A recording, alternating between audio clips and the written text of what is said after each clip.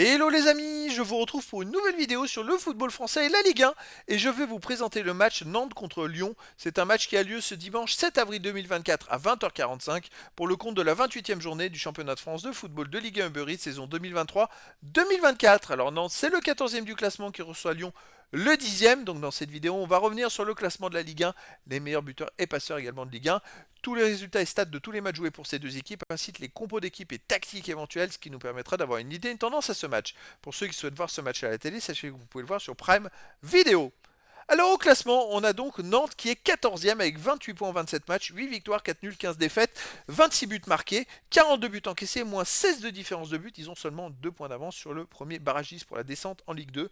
Donc ils ont besoin de prendre des points.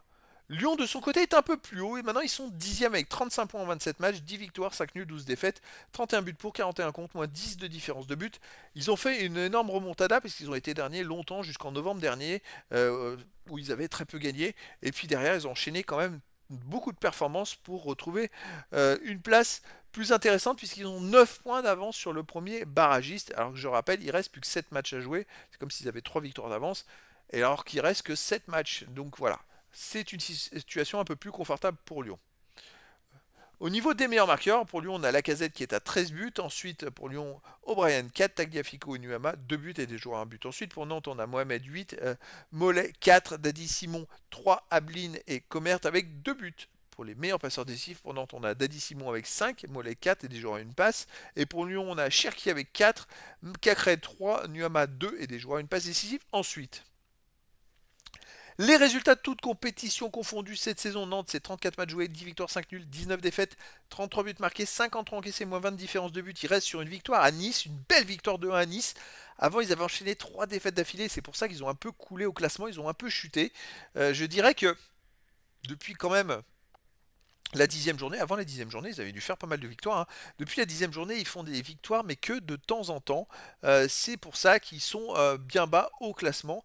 Comme on peut le voir, oui, ils avaient gagné à la 9e, la 8e et la 6e, en faisant des performances, marquant des buts avec un super jeu.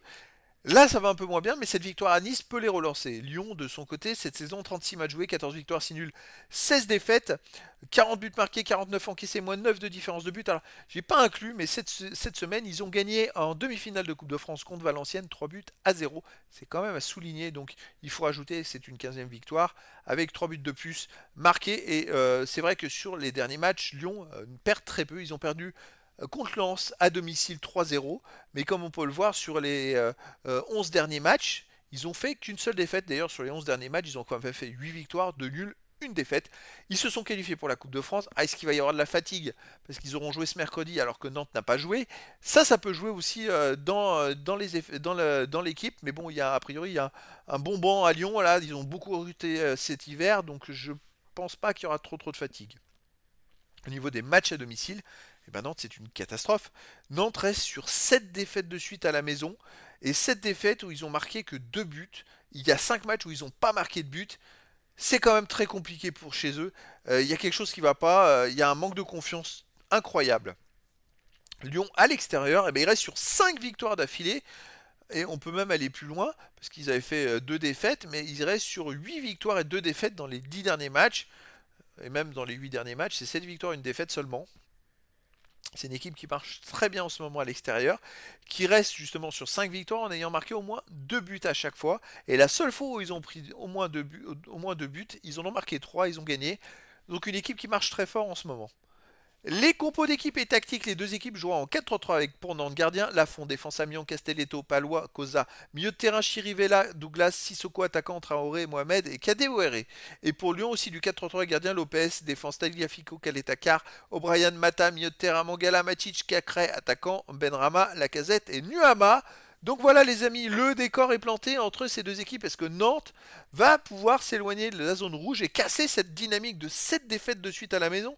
Est-ce que Lyon va pouvoir continuer sa remontada et se rapprocher des équipes qui sont juste devant? Je crois que si le 7ème est qualifié pour les Coupes d'Europe, Lyon n'est plus qu'à 4 points du 7ème.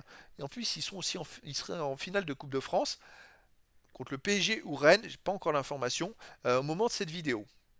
Alors les amis, écoutez, je vous donne rendez-vous ce dimanche 7 avril 2024 à 20h45 pour le match de la 28e journée du championnat de France de football de Ligue 1 Uber Eats saison 2023-2024. Nantes, le 14e du classement, reçoit Lyon, le 10e. Voilà les amis, je vous dis à très bientôt pour une nouvelle vidéo.